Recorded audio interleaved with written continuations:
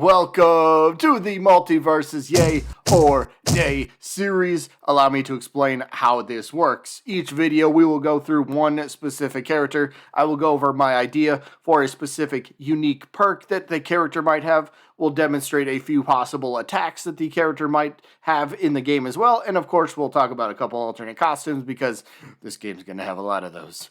And then at the end of the video, I'll give my opinion. Yay, I would like to see the character, or nay, I would like to see the character. You guys are more than welcome. In fact, you're encouraged to play along down in the comments. Give me a yay, you would like to see this character, or nay, you would not like to see this character playable in Multiversus. That's it for the rules. Let's get to the main part of the video. Today's character, or should I say characters, will focus on all three of the Animaniacs. That is right, all three: Yakko, Wacko, and Dot, the Warner brothers and sister. So, as we usually start these off, we're going to start by going over a unique perk idea. So, I do need to explain this. The way that my perks work for these characters, it doesn't do anything special, but the way I envision these characters playing, they're not a 3-in-1. They're actually 3 separate characters, but you can only play as one of them, and that's what the unique perks will do. So, for example, they will be 2 different unique perks for the Animaniacs, but by default, Yakko will be the character that you play as. But if you choose unique perk number 1, you'll end up switching into Wacko. Or if you choose unique perk number 2, you will then control Dot only on the battlefield. This way, whichever Warner sibling you like best, you could just play as that one specific sibling. Now, I know a 3-in-1 character where they maybe have like a Pokemon trainer kind of mechanic, swapping them in and out could be really fun, but I still think you can have fun with them even if they're a solo character. So again, you're going to choose the perk before the match starts, and then depending on obviously the perk you choose, well, that's going to be the Warner that you play as. And I think to help spice it up a little bit, each Warner, they're not going to have the exact carbon copy of each other's movesets. Sure, they might share a couple similarities, and I'll go over a few of those examples in just a minute, but each of them, for the most part, will have unique movesets from each other, but they will share a few different traits, a few different attacks, because, again, they're the Warner siblings, and they do a lot of the same things. Alright, so for move number 1, we're going to go with the giant mallet. It's kind of simple. The Warner siblings, this could be a move that they all share. Now, for this one, you could, I don't know, it's a giant mallet. You could put it as a smash-like attack. You could do it as a forward air, maybe, wherever you want to throw it. But basically, it's a giant mallet.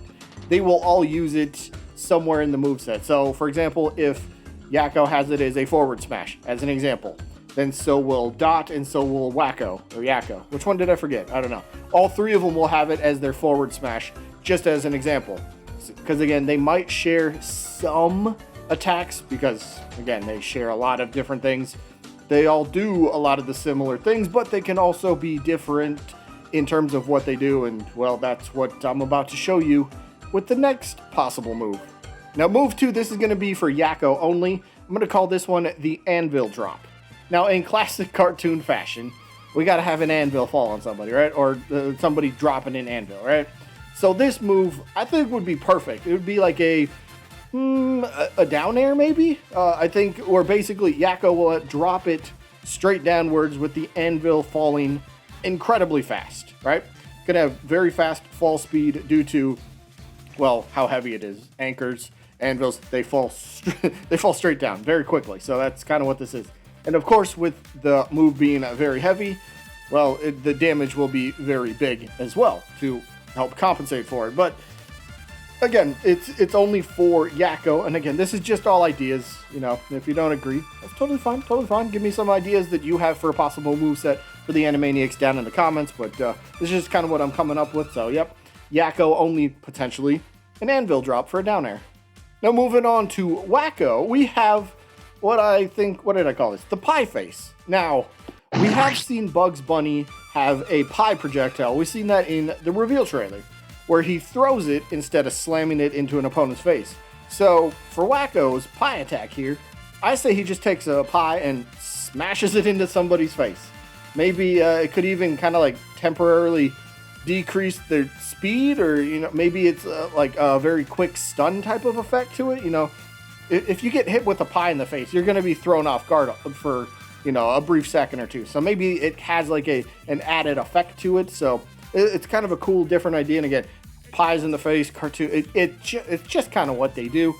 So we've seen it so many times. And like I said, Bugs Bunny has this, but he throws it. So I wanted this one to be more just up close and like literally you smash a pie into somebody's face. So that's where this move is coming from. All right, next up is going to be Dot's move. Only Dot will use this move, again, potentially. I'm going to call this the plate toss. Now, the episode that I'm referencing this from, Dot does try to throw out a plate. It doesn't go far, and then it just she throws it kind of like a frisbee, and then it just like drops straight down like a foot in front of her. So it's not going to go too far. So I could envision this plate toss as, say, a neutral special. She will have a nice little projectile to play with. But when she throws out the plate, like I said, the plate's not going to go too far. But once it does stop moving horizontally, it will fall straight down. So any damage, or it will damage any opponent underneath it. So if you happen to throw it, and the opponent's just standing underneath where the plate is, and then it falls, it'll still hit them and still do a little bit of damage. But I also thought this could kind of be a fun little tool to use as a ledge guarding, I don't want to say mechanic, because it's not a mechanic, but it's like a ledge guarding tool. Once you get the plate drop distance down, once you kind of understand how far the plate goes and then it drops, say you knock your opponent off stage, and now they're about to jump and try to recover back on stage. If you can get the plate distance throw, if you can perfectly understand how that's going to go, well, now you're going to have you're just going to keep chucking this plate, and your opponent's going to have to try to dodge that, and if they don't dodge it, well, then it's going to kind of keep messing up their recovery a little bit. So, I don't know, just something a little unique I thought of. And for one final move, this again will be one that they could all potentially share. So, this one is the pun gun, and this, I don't know, it's just going to shoot out like a little blast that will end up zapping the opponent or the enemy. Now, it's not going to have the greatest range. I'm just kind of taking the idea from, again, where it gets used. It didn't have too much range to it, so that's kind of why I'm saying this move is not going to have the greatest range, but it will make up for it by stunning the opponent in place for like an additional second, 1.5 seconds, 2 seconds, whatever you want to say, after you stop using the attack. So you press the button to attack, you hit the opponent with the pun gun, they are stunned, and hopefully you're able to kind of follow this up with yet another attack. So kind of, it's, in a way, it could be a combo starter, if you will. So, pun gun into the, I don't know, giant mallet, if you will, into maybe something else. Whatever you can find that works. So that's kind of, those are what? 1, 2, 3, 4, 5 different moves. Wow, I don't know if we've ever talked about 5 moves, but there you go. 5 possible moves for the Animaniacs. Moving on to the alternate costume portion. Now, I do want to clarify, these are just a few ideas that I have. I'm not forgetting any. These are just some I'm throwing out there that could be alternate costumes for the game. There's going to be a lot of alternate costumes for characters, okay? There's going to be a lot. So the first one that I'm going to go with is the detective look. They got the little trench coat on, maybe a little magnifying glass. They got the hat on. Just something simple. I'm pretty sure they've used this multiple times in, multiple episodes. So it's kind of a classic look, if you will. So it's simple idea, nothing too crazy, but it fits what they do. And again, there are so many different ideas for alternate costumes for the Animaniacs. Feel free to drop your own in the comments. Feel free. But literally, there's an episode where they do like a whole bunch of quick change. They're like singing a song, and they go through about 6 different outfits in about 3 seconds. So like you could take all 6 of them. I wish I would have maybe a little clip for that. I don't. But they go through about 6 different outfits in 3 seconds. Like there's 6 different outfits that they could put into this game. So it's absolutely crazy what they could come up with. And another one that I did come up with, the farmer look.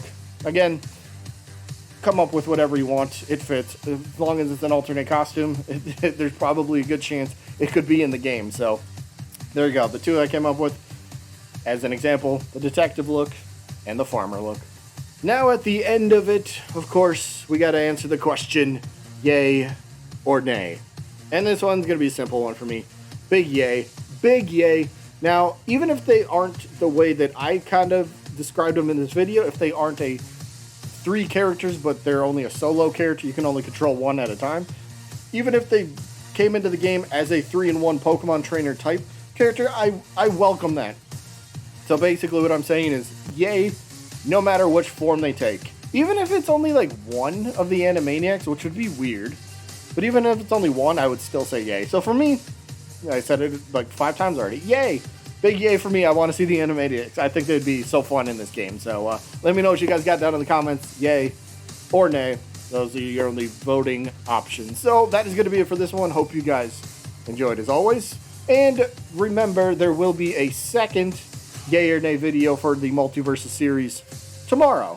You'll have to find out who that character is, but yeah, I think most of us are going to know who this one is, but you'll have to find that out tomorrow. Either way, that is it for this one. Hope you guys enjoyed, and I guess I'll see you when I'm looking at you.